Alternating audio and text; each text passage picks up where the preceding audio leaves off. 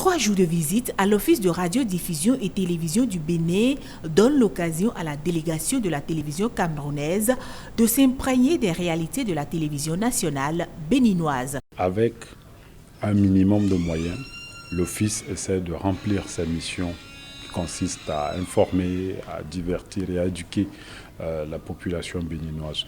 Sur ce plan-là, il y a de la graine à prendre ici, parce qu'on se rend compte qu'on n'a pas besoin, de tous ces milliards-là pour pouvoir travailler efficacement. Donc tout est dans l'organisation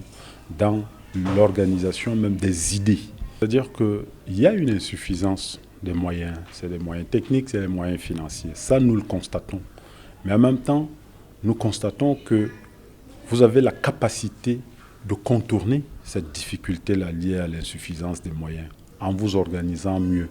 Une visite qui s'inscrit dans le cadre des initiatives du réseau de l'audiovisuel public d'Afrique francophone, RAPAF.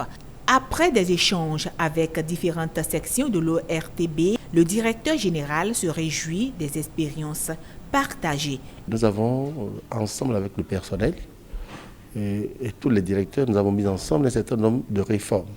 Je crois que ces réformes ont commencé à porter leurs fruits. Nous-mêmes, on ne sait peut-être pas, mais on constate quand même que nous avons fait beaucoup de progrès.